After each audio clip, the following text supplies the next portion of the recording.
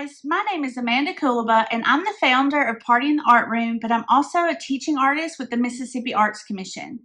Today, we're going to explore watercolor prompts, but we're going to use those watercolor prompts to help us make open-ended art. So I want to use this time that we have together to get you into some art making, but I want you also to kind of begin to understand or deepen your understanding of open-ended art processes versus copy the teacher cookie cutter art processes. So we're going to explore those two things with this hands-on activity. Let's get started.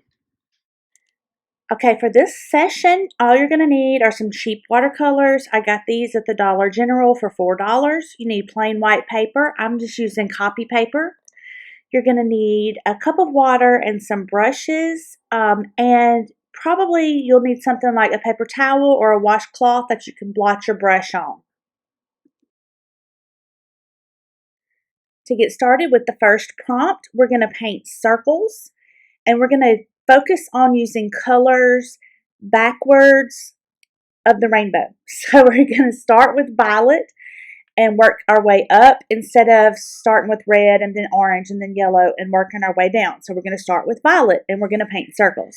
For this step, I want you to paint exactly what I paint on my paper. You're going to notice I'm doing my circles in a vertical column. I want yours to look exactly like mine. You can either do it with me as I go, or you can watch me do this and then pause it. After we finish this step, then we're going to do some more circles, so don't skip ahead. Make sure you do this step first.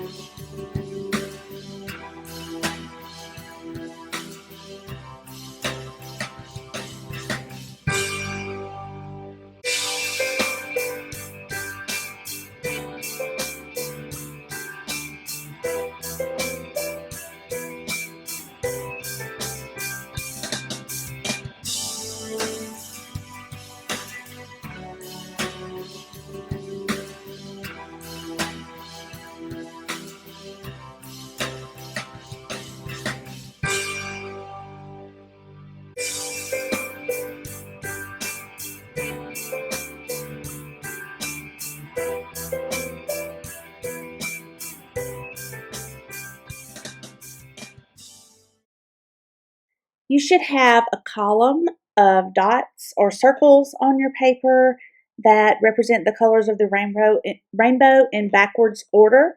Now, for this next step, I want you to continue painting circles, and I want you to continue working with the colors of the rainbow in backwards order, but I don't want you to keep them in a straight row or a straight column. I want you to think about how you can take complete creative license but stay within those two expectations.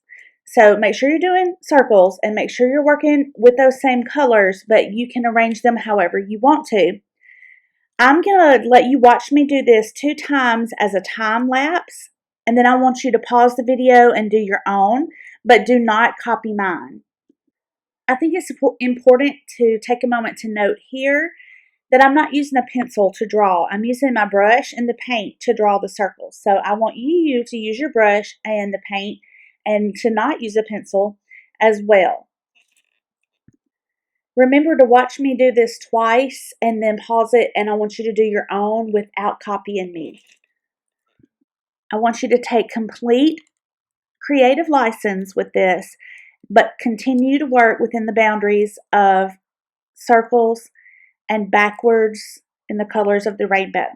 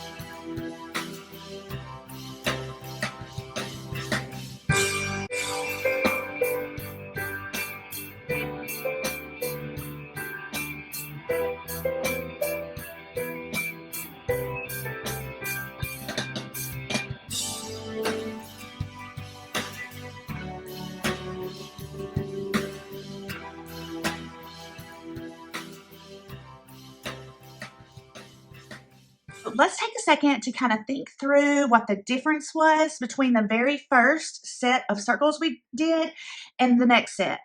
So if you'll notice, with the very first set, I was real adamant about how you needed to follow the steps with me and how you needed to do it exactly like I was doing it. Now, there is a time and a place for that. I would say that is very, very closed and cookie cutter and copy the teacher. But there might be a place for that if it's the very first time you're trying to work with students on painting circles and you want to spend 3 minutes having them copy you because you feel like that's the best way to get them comfortable and warmed up. That's fine. But you don't want to stop there. Don't ever want to stop there, because your goal has got to be to get to where it's more open-ended. So the second time we did the same exact thing. The instructions were almost exactly the same. Make circles and use the colors backwards in the order of the rainbow. But I just didn't tell you how to arrange your circles, and I didn't tell you how many circles you had to make. So it could be interpreted differently depending on the person that hears those instructions. And I showed you 2 different ways that I interpreted it. And I hope that you interpreted it in a completely different way than I did. So there's more than one way to paint a circle. And I know I showed you that when I did some concentric circles that weren't painted in all the way. It was a lot more fun. I was able to exercise my creative thinking, and I made it my own that second time. So to reiterate, there's going to be some times in your classroom where you're going to need to use step-by-step instruction. Think about like the very first time you're solving a math problem. You've got to go step by step and have the students go step by step with you, and it's appropriate then. So when you think about art and art processes, think about it like that. When is it appropriate for me to go step by step and have the kids do it step by step too? Think about what the end goal is. I love to talk about the end goal. What's the end goal? What's the end goal? That should help you know when it's appropriate. But don't stop with the cookie cutter copy the teacher. You want to go to the next level, which is that open-ended and the way we did it the second time. It's possible that you may have felt one or two ways. Even though it was more fun the second time, you may have felt a little anxious in the beginning because you wanted to know the right and the wrong way to do it. And the first time we did it, I told you exactly what the right way was. But the second time, I needed you to experience that open-endedness where there's not just one right way to do it. So that may have made you feel a little anxious. And to be honest, that's why I let you watch me do it twice before I asked you to do it. If you were in my class over a period of time, that would go away. I would just ask you to do it, and I would not let you watch me do it. And I encourage you to try to get to that point with your students, because it just helps them become comfortable thinking outside the box where they're not so worried about a right answer all the time. That's how we get innovative thinking. But you may have also felt just like completely free and really excited to try it your own way without all of the extra stipulations. So the more you do it, though, the more your kids do it, the more they're going to feel that excitement rather than that anxiety, because they'll get used to it. And I wanted to make one other really huge point about this. You may be a math teacher or a science teacher, and you're sitting here going, I have no idea how I'm going to use this in my class. I'm not teaching you how to do an arts integrated science lesson right now. I'm teaching you how to think about open-ended art processes. I would encourage you, no matter what you teach, if you're going to use arts integration and you're going to use visual arts with your arts integrated lessons, to build 5 minutes in to do this kind of stuff every now and then. So it's a prompt. It gets you, or it gets your students ready to do something else, which by the end of this session, we're going to do something else. I'll show you how to take this a little further. But I want you to understand that this doesn't have to take long. And you set parameters. It's open-ended, but there were parameters. First of all, you couldn't use a pencil. Second, it had to be circles. And third, you had to follow that color order. So that's open-ended, but there's still structure. You can still accomplish what you need to accomplish. Okay, we're going to do another one. We're going to do stripes this time, and we'll come back together and we'll talk about it again, and then we're going to move on and do an actual project. Just like with the circles, you're going to copy me and do exactly what I'm doing this very first time. We're going to make stripes. They're going to be in a vertical column, but this time we're only going to use cool colors. So you can either watch me do it and do it with me, or you can watch me do it and then pause it and do your own, but don't skip this step, because after this step we're going to do a more open-ended version of this, and you're going to watch me do it in a time lapse before you actually do it.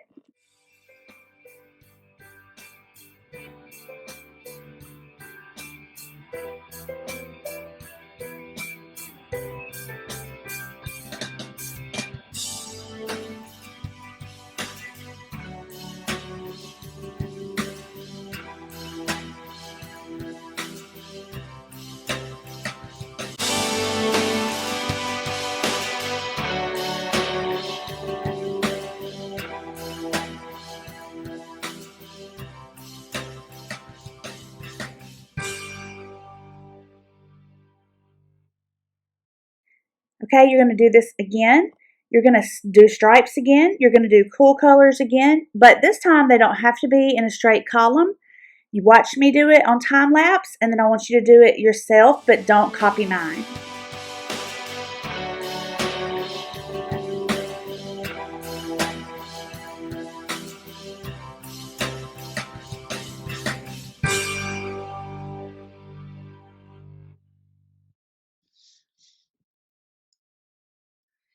That time it should have been a lot more obvious what the difference was, because we painted plain old stripes with cool colors the first time, and then I gave you free rein the second time, and I hope that you interpreted that a boundary of stripes and cool colors in a different way than I did. But I wanted you to notice on mine, I have wiggly stripes. I have little short stripes that look like dash marks. There's more than one way to make a stripe. And so that's the thing I want you guys to understand about what makes things open-ended. What is a stripe? There's lots of things that make a stripe. And so your students can think of all those different ways to make stripes. You're going to end up with better artwork because your kids are going to be more engaged because they're actually getting to be creative and express themselves. But you're also going to get better artwork because not every one of them is going to look exactly alike. And that really is the point of arts integration, is to get that innovative, creative, and critical thinking going. And you can do it in small ways. You can introduce it in small ways, like using these prompts.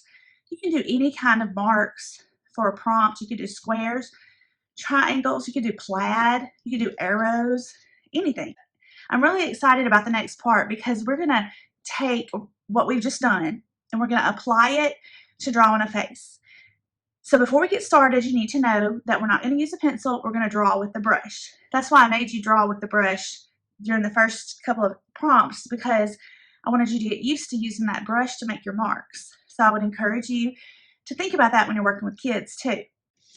Now, just like we did the last two times, you're going to do it step by step with me, and then I'm going to tell you what to do to make it more open-ended. This time we're going to draw a face. It's going to be a really stylized, abstracted, cubist styled face. And I want you to draw with your paintbrush and black paint instead of a pencil. And I want you to copy everything I do as I talk you through it and walk you through it right here while I'm showing you the example. And then we'll change it up after this first one. In total, you're going to have 4 faces, so keep that in mind. Start with the nose. It needs to be really big. It needs to be up higher than it is down low. It's not quite right in the middle, but it is more up at the top of the paper than at the bottom of the paper. Then you're going to draw eyeballs. These are basic almond-shaped eyeballs with a straight line across the middle. They need to be pretty big, maybe about the size of a $50, and they need to be pretty close to the same size. And you can extend that middle line past your eye like I did if you want to. Next, you're going to draw the eyeball. You want this one to hang down below the eye. And the next one is going to kind of be in the middle where that straight line goes across. Remember, if I'm going too fast, you can pause this and do your part and then start the video again. Next, we're going to do the mouth. And the mouth has two humps. They're kind of pointed at the top. You close up the bottom and draw a straight line across. Make sure your mouth is directly under your nose and that it's not tilted at any kind of angle. Next, you're going to draw the side of the face down to the chin, and you're going to draw the other jaw. I want you to start at the very top of the paper, come all the way down to an almost pointed chin, and then go to the edge of the paper on the other side where the jaw would be. Squeeze an ear in right there, aligned with the eyeball. And then for the neck, you're going to draw two parallel lines. This was our first face. We're going to do another one. Remember, I said there would be 4 in all. That one was not very open-ended. I asked you to do exactly what I did. This time, though, I want you to draw it again, and I want you to change at least 3 things about it. Now, you do not have to copy mine. You can change 3 different things than I do, but it's important that 3 things get changed. So if you're watching me, you can tell that I drew the same basic shape for the eye, but I made it taller, and a little thinner. I did the same nose, but I added an eyebrow, so that's another change. And I changed up the mouth just a little bit. It's smaller on one side than it is the other. Again, if I'm going too fast, which I probably am with the time lapse, feel free to pause this after each one. Now, we're going to do it a third time. It's the same basic face, but I want you to change at least 5 things about it from that first one we did. So you'll notice I'm going back to that original first eye, but I'm going to make some other changes. Like I made the other eyeball much smaller. I'm going to change up the nose just a little bit. Change up how I'm doing the eyebrow. I'm going to change up the mouth quite a bit. It's the same basic face, but I'm making small changes to it. Okay, here we go. We're going to do it again for the 4th time, and this time I want you to make at least 3 changes to it. So the first time you copied me, the second time you drew it, you made at least 3 changes. The third time you drew it, you made at least 5 changes. And at this point, you should start to be able to feel which parts you like and how you like them. So I knew I liked that first original eye, so I wanted to keep it. I didn't want that to be one of my changes, but I really wanted to change up the nose, and I really liked that eyebrow. And I really liked that mouth to the side too. So I'm making changes, and this is going to be my final drawing right here. This is just me reminding you one more time that you can pause and work through these steps, but don't skip them. You need to draw 4 of the faces so you can get a feel for how this becomes more and more open-ended as it goes. But you should have 4 faces by the time you're finished. And then we're going to add color to that 4th drawing. I do like to tell students to do their color on their final drawing. Sometimes you'll have a student that'll say, hey, I liked my 2nd drawing better than my 4th one, but I try to really encourage them to use the last one, because the last one is going to be the one that's the most unique. So I'm going to let you watch me add some color, but I want to also point out that I'm going back to those stripes and circles that we worked on at the beginning. So there was a reason why we did those prompts, because I want you to use that to add color and patterns to your portrait here. You'll see me make some circles in a minute, but I've already got some stripes going. And I usually, if we've gotten to this point with a project, I'll give kids a lot of freedom with the color. especially if I've already been teaching color theory, if they already know things like cool colors and warm colors, or the colors of the rainbow or neutral colors, I will let them choose how they want to do it. They can just use all random colors, or they can come up with a color scheme. I'm just happen to be using all random colors here. You can do that however you want to. I'm not going to tell you how to do the colors on this, but feel free if you want to give yourself if you want to limit yourself to a certain palette, to just go ahead and decide what that is and do it that way. But again, I do give students a good bit of freedom with color on most projects. So at this point, you can just start adding color. You can finish watching me add color, and then you can go ahead and finish adding color yourself. You may notice that I'm painting kind of fast and loose, and or you may think that I'm painting in kind of a sloppy manner, and that's because I am. Sometimes I try to get students to do that just to get them outside the usual box of coloring in the lines and everything being so perfect, because that's not how watercolor works, first of all. And second, it's good to get them out of the box. So yep, I'm painting pretty loose and almost in a sloppy fashion.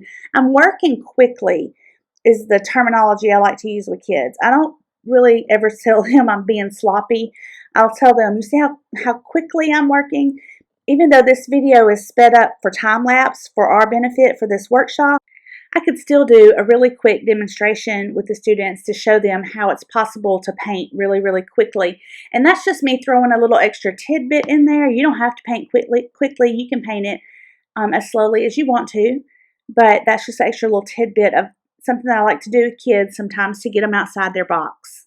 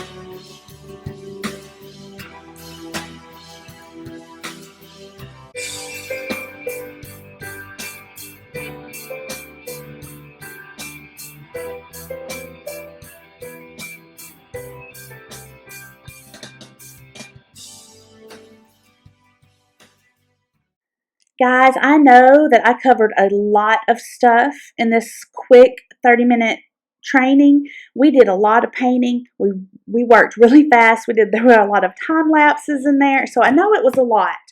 But I want you to be aware that I'm going to put a cheat sheet with the most important points in it about open-ended art lessons in the handout section for this session. So I'm not going to put a lesson plan in there. I'm going to put a cheat sheet for the important points for open-ended art lessons. But I also wanted to point out that we used almost nothing in this lesson. All we used was cheap watercolor and plain old copy paper. And even if you don't have access to clean copy paper, you could totally use the backs of stuff that got copied that was going to end up in the trash. So Art making does not have to be expensive.